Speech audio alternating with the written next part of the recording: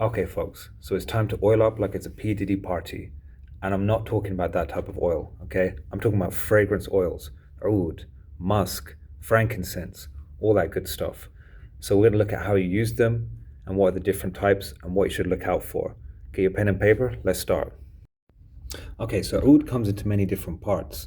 Now we know that oud comes from the Oud aquilaria tree or the infected, and there is actually two types. There's farmed oud and there's natural oud. And basically, farmed oud is where they plant the worm into the tree and it naturally causes the tree to release the oud oil. Natural one is where it just naturally happens. Now, of course, natural oud is much more rare and much more expensive because you'd literally have thousands of trees and only one would be infected. And even then, it takes years and years for it to develop the oud. So, of course, that's very prized. From here, for sure, these two are, I would imagine, farmed ouds, whereas the one in the middle was a gift that was given to me, which is actually from Myanmar. And this one I understand to be a natural oud. So, you probably heard terms like Cambodian oud, Malaysian oud, Thai oud. Is there a difference? Well, definitely there's a difference. Different regions have different qualities and characteristics. For example, this one here is Cambodian oud, very popular in the Middle East. And this has a very rich, deep, and a sweet dry down. This, if you're used to the oud, you'll get a nice sweet dry down from this one. This is from Ahmed al-Maghribi, very nice. Here, on the other hand, we have a oud from Myanmar, and actually, to my knowledge, this is very similar to Thai oud.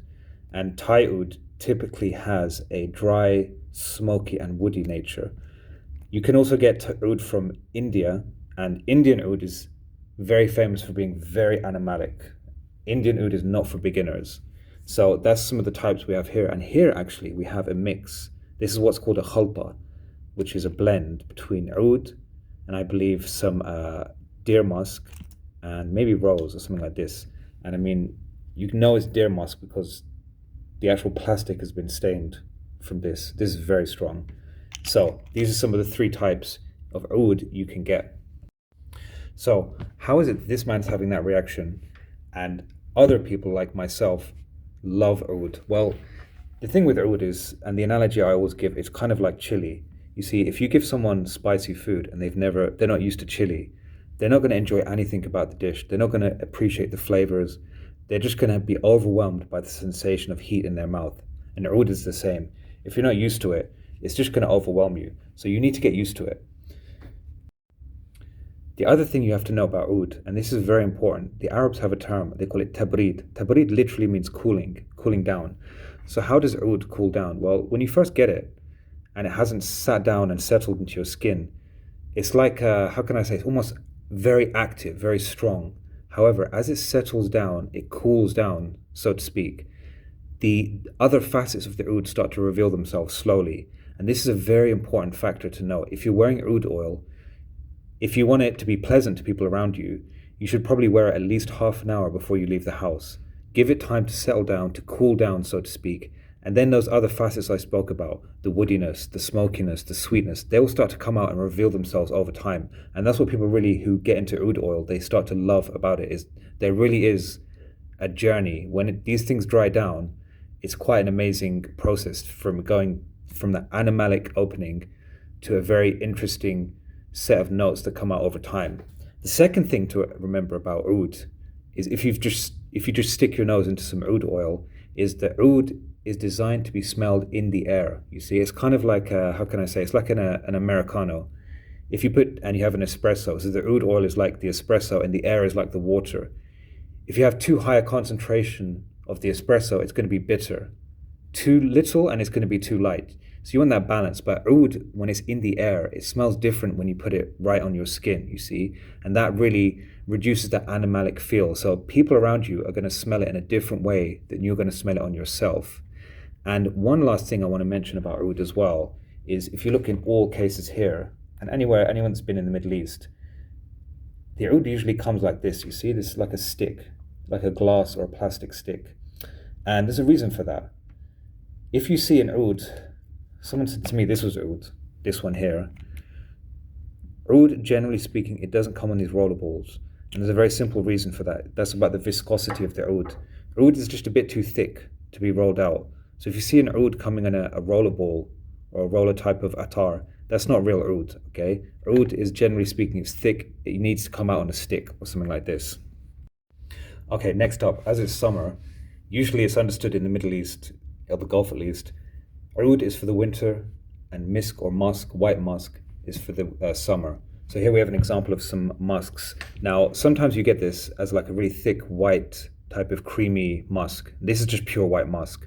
I don't have any of that to hand because I find it a bit feminine. So I like it when they're mixed with something. So the first one I have here is very nice.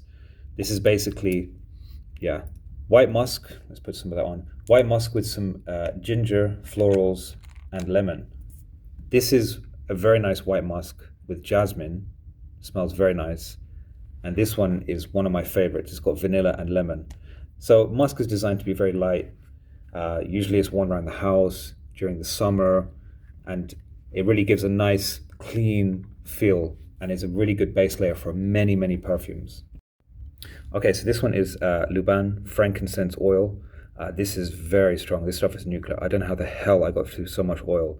See, I used a lot as like a base layer for many of my perfumes, especially the Middle Eastern kind of perfumes.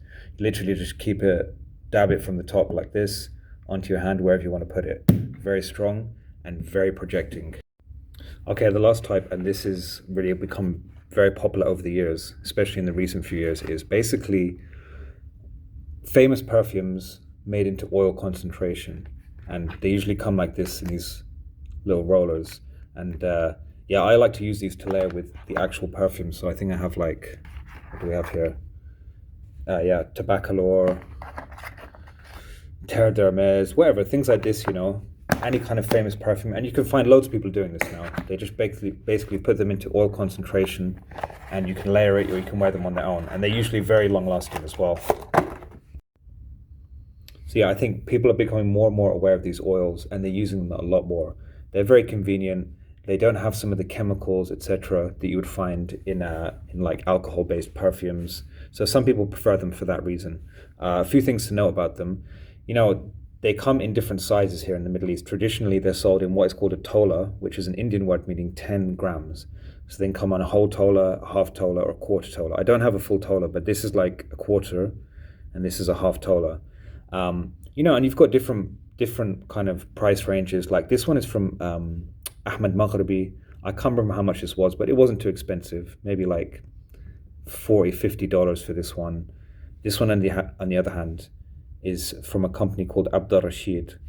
I don't know if they're in other Gulf countries, but if you're in Qatar and you want some very high quality oils, they have really, really good stuff. So how do we put them? Very simple. Take them out and you dab them on pulse points, okay? Rub them onto your pulse points, your neck. And traditionally, people, when they put oils and they mix it with perfume, the oils will go into the neck, wrists, hands, into your beard, okay? And the perfume, usually like in the Gulf at least, people like to spray them on their clothes. They also have another type of oil called khamriya, and this is specifically for hair. And this is used a lot by women, actually. So guys, tell me, do you use any perfume oils? Do you like oud? Let me know what you think in the comments. Peace.